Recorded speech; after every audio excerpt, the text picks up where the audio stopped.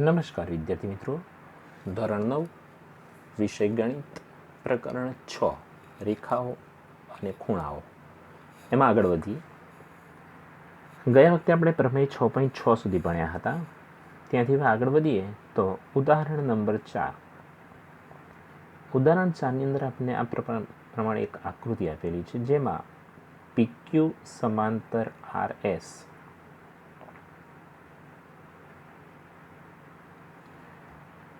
તથા XMY આ પ્રમાણે આપેલું છે, જેમાં ખૂણો MXQ આ ખૂણો 135 આપ્યો છે અને ખૂણો MYR એટલે આ ખૂણો આપણને 40 આપ્યો છે. તો આપણે ખૂણો XMY એટલે કે આ ખૂણાનું માપ આપણે શોધવું છે. ઓકે, તો સૌથી પહેલાં તો આપણને જે આકૃતિ આપેલી છે તે આકૃતિમાં આપણે PQ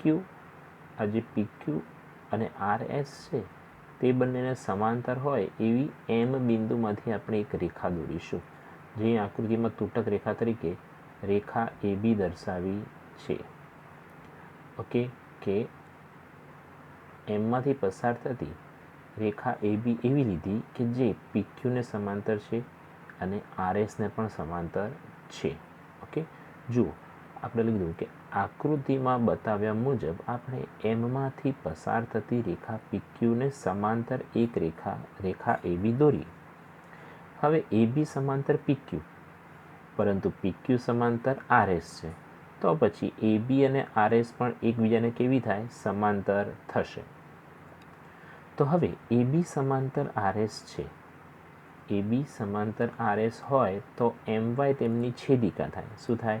MY તેમની છેદિકા થાય. તો પછી ખૂણો Q એવી જ રીતે આ પણ તેમની છેદિકા થાય. તો પછી AB સમાંતર RS હોવાથી ખૂણો QXM વત્તા ખૂણો XMB આ બંને ખૂણાનો સરવાળો 180 થાય. એકવાર ફરીથી સમજીએ કે આપણને એવું કીધું છે કે ખૂણો QXM વત્તા XMB એટલે કે આ ખૂણાનો અને આ ખૂણાનો સરવાળો 180 થાય, કારણ કે તે છેદિકાની એક જ તરફના અંતઃકોણો છે. તો પછી જો એ બંનેનો સરવાળો 180 થતો હોય તો આપણને QXM તો 135 આપી દીધા છે, તો તેના સ્થાને આપણે 135 મૂકી દઈશું. તો ખૂણો XMB બરાબર 180 - 135 એટલે ખૂણો XMB આપણને 45 મળી ગયા. ઓકે, તો હવે આપણને આટલો ભાગ જે હતો તે 45 મળી ગયો. આપણે શોધવો છે ખૂણો XMY. તો હજી આપણે આ નાનો ભાગ એટલે કે ખૂણો BMY જો આપણને ખબર પડી જાય તો આપણે બંનેનો સરવાળો કરીશું તો આપણને આખો ખૂણો XMY મળી જશે. તો હવે આ બંને સમાંતર હોય અને આ છેદિકા હોય તો આ જે ખૂણો છે તે અને આ શોધવાનો છે તે ખૂણો બંને એકબીજાના યુગ્મ કોણ છે, અંતઃયુગ્મ કોણ છે. કયા બે ખૂણાની વાત કરી રહ્યો છું? તો કે હું આ જે ડોટ કર્યો તે ભાગ અને આપેલો છે તે ભાગ, આ બંને ખૂણા એકબીજાના કેવા છે?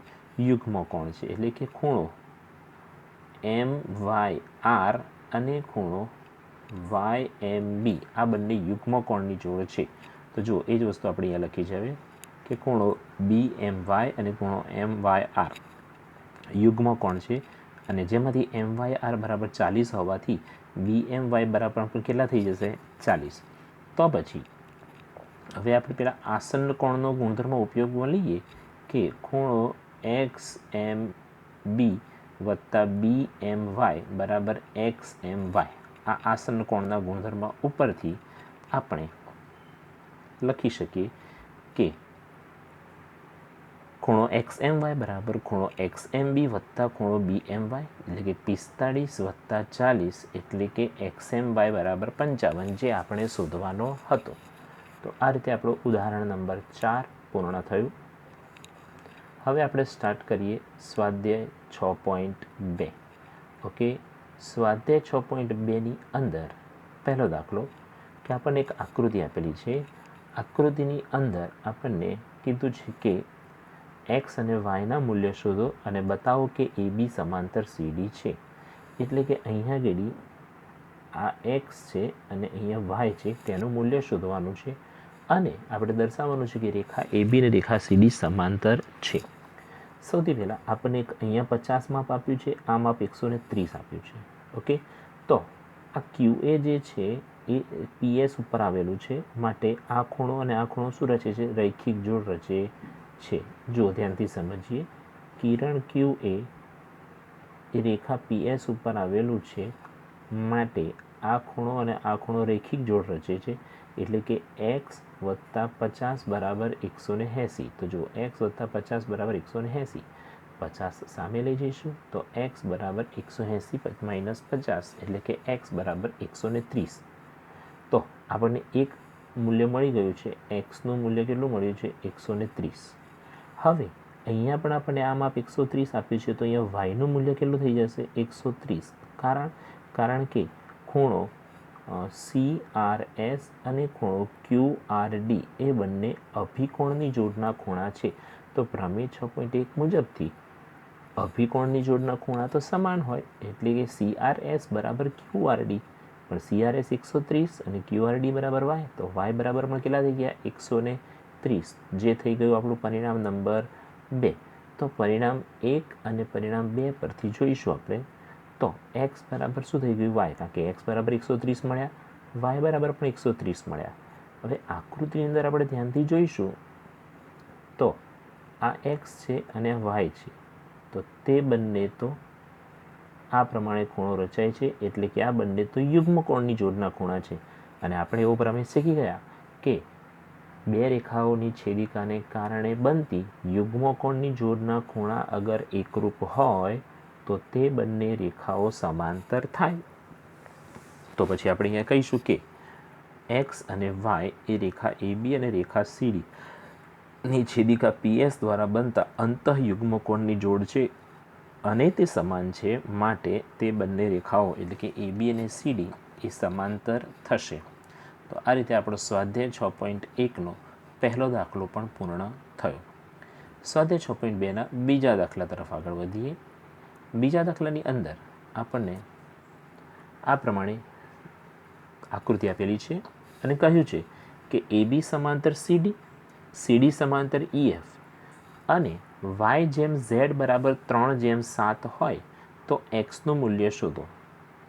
y અને zનું જેમમાં મૂલ્ય આપ્યું છે, પરંતુ જો આપણે yને ભૂલી જઈએ તો આ x અને z અંતઃયુગ્મકોણની જોડને કારણે કેવા થશે? સમાન થશે. જોઈએ પહેલાં તો AB સમાંતર CD અને CD સમાંતર EF છે, તો પછી પ્રમેય 6.6 મુજબ AB અને EF પણ કેવા થાય? સમાંતર થાય. માટે અહીંયા આગળ આપણે લખ્યું AB સમાંતર EF, શેના આધારે? પ્રમેય 6.6ને આધારે. તો પછી x અને z કેવા થશે? સરખા. મેં હમણાં જ કીધું તે પ્રમાણે. શેના આધારે? અંતઃયુગ્મકોણની જોડને કારણે. હવે x વત્તા y બરાબર કેટલા થઈ જશે? 180, કારણ કે તે છેદિકાની એક જ તરફના અંતઃકોણો છે. તો અંતઃયુગ્મકોણની જોડ તો કેવી હોય છે? પૂરક, એટલે કે તેમનો સરવાળો કેટલો હોય? 180. તો એને આપણે હમણાં બાજુમાં રાખીએ છીએ અને હમણાં આપણે સાબિત કર્યું કે x બરાબર z અને x વત્તા y બરાબર 180. પરંતુ x વત્તા y બરાબર 180માં xના સ્થાને આપણે z મૂકી શકીએ, એટલે કે y વત્તા z બરાબર 180. પરંતુ y અને zનો ગુણોત્તર આપણને આપ્યો હતો 3:7, એના બરાબર આપણે કોઈ ગુણોત્તર સંખ્યા k ધારી લીધો, તો પછી y બરાબર થઈ જશે 3k અને z બરાબર થઈ જશે 7k. ઓકે, ત્યારબાદ તે કિંમતો આપણે મૂકીશું, તો yના સ્થાને આપણે મૂકીશું 3k અને zના સ્થાને 7k બરાબર 180. તો 10k બરાબર 180, તો k બરાબર 180 ભાગ્યા 10, એટલે કે k બરાબર 18. zનું મૂલ્ય શોધીએ તો 7 ગુણ્યા k, kની જગ્યાએ 18 મૂકીએ તો 18 ગુણ્યા 7 126. પરંતુ z અને xના મૂલ્યો સરખા હતા, માટે zનું મૂલ્ય 126 છે, તો x બરાબર પણ 126 મળે. તો આ રીતે આપણો સ્વાધ્યાય 6.2નો દાખલા નંબર 2 પણ પૂર્ણ થયો. ઓકે, ત્યાંથી આગળ વધીએ તો દાખલા નંબર 3. દાખલા નંબર 3ની અંદર આપેલી આકૃતિમાં જો AB સમાંતર CD, EF લંબ CD અને ખૂણો GED બરાબર 126 છે તો ખૂણો AGE, ખૂણો GEF અને ખૂણો FGE મેળવવાના છે. 3 ખૂણાઓના માપ શોધવાના કીધા છે. જોઈએ પહેલાં આપણને એક તો કહ્યું છે શું, તો કે EF લંબ CD અહીંયા આગળ એટલે આ ખૂણો 90° આપ્યો છે. GED 126 તો GED આ આખો ખૂણો આપણને 126 આપ્યો છે. તરત જ જોઈને ખ્યાલ આવી જશે કે આ 90 છે, આ 126 છે, તો આટલો ભાગ આપણને 36 મળી જશે. કયો ભાગ, તો કે GEF એટલે આ ખૂણો મળી જશે. ત્યારબાદ AGE તો AGE અને GED અંતઃયુગ્મકોણની જોડ, એટલે આ ખૂણો ને એ ખૂણો સરખા થશે એટલે એનું માપ પણ આપણને 126 મળી જશે. 2 જવાબ તો મળી ગયા. હજી આપણે કયો ખૂણો શોધવાનો છે, FGE. તો FGE આ ખૂણો શોધવા માટે આપણે આટલામાંથી 90 બાદ કરેલા 36 મળી ગયા છે અને એના ઉપરથી આ અંતઃયુગ્મકોણ જોડની મદદથી આપણે એ પણ શોધી લઈશું. ઓકે, હવે સૌથી પહેલાં AB સમાંતર CD મેં હમણાં જે સમજાવ્યું તે પ્રમાણે, અને GE તેમની છેદિકા છે તો AGE અને GED, જુઓ AGE અને GED આ બંને અંતઃયુગ્મકોણની જોડના ખૂણા છે જે સરખા હોય માટે આ ખૂણો પણ 126 થઈ ગયો. ચલો, પહેલું કામ આપણું પૂરું થઈ ગયું. હવે આ લંબ છે માટે આ 90 છે, એટલે કે FED બરાબર કેટલા છે, 90 છે. તો પછી FED વત્તા FEG બરાબર GED આસન્ન કોણની રીતે. તો અહીંયા 90 મૂલ્ય મૂકીને સામે માઇનસ કર્યું તો આપણને GEF મળી ગયા છે 36. હવે AGE અને FGE, જો AGE અને FGE આ બંને ખૂણાઓ રૈખિક જોડ રચે છે એટલે તેમનો સરવાળો 180 થાય. જેમાંથી AGE આપણને હમણાં જ 126 મળી ગયા છે, તો 180માંથી 126 માઇનસ કરી દઈશું તો 180 માઇનસ 126 તો ખૂણો FGE બરાબર આપણને 54 મળી ગયા. ઓકે, તો આ રીતે આપણે સ્વાધ્યાય 6.2નો દાખલા નંબર 3 પણ પૂર્ણ થયો. ત્યારબાદ જોઈએ દાખલા નંબર 4. આપેલ આકૃતિમાં જો PQ સમાંતર ST કીધું છે, તો આ PQ અને આ ST સમાંતર છે. આપણને માત્ર આકૃતિ છે ને આટલી જ આપેલી છે, જે મેં બ્લુ કલરથી દોર્યું ને તેટલી જ આકૃતિ આપણને રકમમાં આપેલી છે. આ ભાગ આપ્યો છે 110, આ ભાગ આપ્યો છે 130. આપણે QRS શોધવાનો છે. કયો ખૂણો શોધવો છે, QRS. અને એક સૂચન પણ કરવામાં આવ્યું છે કે R બિંદુમાંથી પસાર થતી STને સમાંતર એક રેખા દોરવાની છે. તો હવે આપણે આ વધારાનું જાતે દોરવાનું છે કે Rમાંથી પસાર થતી અને STને સમાંતર હોય તેવી એક રેખા આપણે RU દોરી છે. કઈ રેખા દોરી છે, RU. ઓકે, તો હવે ફરીથી સમજીએ કે આ એક રેખા દોરી છે. તો પછી આના માટે આ ખૂણો 130 હોય તો આ બંનેનો સરવાળો 180 થાય, તો આ ભાગ આપણને કેટલો મળી જશે, 50. તેવી જ રીતે આ ખૂણો 110 છે, તો આ ભાગ જોઈએ તો આપણને કેટલો મળી જશે, 70. અને આ આખો ખૂણો કેટલો થાય, 180. તો 70 ને 50 120 જતા રહેશે, તો આ વચ્ચેનો ખૂણો આપણને મળી જશે 60. પરંતુ આપણે એને અહીં આગળ અલગ રીતે મેળવવાનો છે. આપણે શું કરીશું, તો PQ સમાંતર ST અને ST સમાંતર RU, તો PQ અને RU પણ કેવા થશે, સમાંતર. હવે રૈખિક જોડના ખૂણાની જોડ જોઈએ તો TSR વત્તા SRU. જુઓ TSR, તો અહીંયા આગળ આપણે T બિંદુ લઈ લઈએ તો TSR વત્તા SRU એ બંને છેદિકાની એક જ તરફના અંતઃકોણો છે, તો તેમનો સરવાળો 180 થાય. તો અહીંયા 130 લખીશું, સામે લઈ જઈશું તો SRU બરાબર 50, જે મેં હમણાં તમને સમજાવ્યું. હવે PQ સમાંતર RS તેમની આ છેદિકા સમજીએ તો પછી અંતઃયુગ્મકોણની જોડ સમજીશું આપણે. તો આના કારણે આ ખૂણો 110 છે, તો આ આખો ખૂણો પણ કેટલો થાય, 110. જેમાંથી આટલો ભાગ જે છે તે આપણને 50 મળી ગયો છે. તો QRS કેટલો મળશે, તો આસન્ન કોણનો ઉપયોગ આપણે કરવો પડશે, એટલે કે QRS વત્તા SRU. જુઓ આપણે અલગ કલરથી હું એને હાઇલાઇટ કરું એટલે તમને જલ્દી ખ્યાલ આવશે. કે ખૂણો QRS વત્તા ખૂણો SRU બરાબર 110. ઓકે, તો જો અહીં આગળ લખ્યું છે કે QRU બરાબર SRU વત્તા QRS, જેમાં SRU છે આપણી પાસે 50, આખો ખૂણો 110 અને QRS શોધવા છે તો 50 સામે માઇનસ કરીશું તો 110 માઇનસ 50, તો આપણને QRSનું મૂલ્ય મળી જશે 60. ઓકે, તો આ રીતે આપણને ખૂણો QRS મળી ગયો. તો આ આપણે શોધ્યો, ગણ્યો દાખલા નંબર 4. દાખલા નંબર 4 પછી હવે આવશે દાખલા નંબર 5. દાખલા નંબર 5 ખૂબ જ સરસ છે વિદ્યાર્થી મિત્રો. આપેલ આકૃતિમાં AB સમાંતર CD છે. આપેલ આકૃતિમાં AB અને CD સમાંતર છે.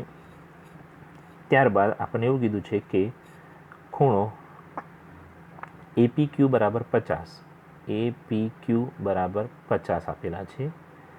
PXD બરાબર 127 છે. PRD બરાબર, તો PRD આપેલા છે 127.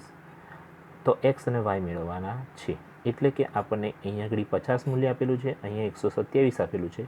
આપણે આ Y અને આ X, આ બે મૂલ્યો આપણે શોધવા છે. સૌથી પહેલાં આપણે જોઈશું તો જો આ બે રેખા સમાંતર આને છેદિકા સમજીશું તો પછી Z બને છે, તો અંતઃયુગ્મ કોણને કારણે આ ખૂણો 50 છે એટલે Xનું મૂલ્ય આપણને 50 મળી જશે. ઓકે, તો પહેલી જ વસ્તુ આપણી એ છે, મેં જે સમજાવી તે, કે અહીં AB સમાંતર CD અને PQ તેમની છેદિકા હોય તો ખૂણો APQ બરાબર ખૂણો PQR અંતઃયુગ્મ કોણ છે. એટલે કે X બરાબર 50. પહેલું કામ આપણું થઈ ગયું, Xનું મૂલ્ય શોધવું હતું તે. હવે આપણે Y શોધવો છે.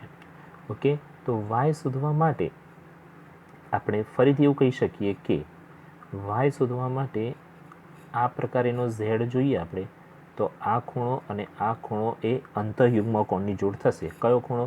તો કે ખૂણો APR બરાબર ખૂણો PRD. જો APR બરાબર ખૂણો PRD, પરંતુ APR કેટલા છે? APR બરાબર 127, એટલે કે PRD બરાબર 127 હોવાથી APR બરાબર કેટલા થશે? 127. પરંતુ આ APRના અંદરના ભાગમાં બિંદુ Q છે, તો પછી APQ વત્તા PQR બરાબર 127 થાય. એટલે અહીંયા આગળ આપણે ફરીથી જોઈએ, APQ વત્તા QPR આ બંનેનો સરવાળો કેટલો થાય? 127. એટલે કે 50 વત્તા Y બરાબર 127, જેમાંથી આપણે 50ને સામેની તરફ લઈ જઈશું તો 127 માઇનસ 50, તો આપણને Yનું મૂલ્ય મળી ગયું 77.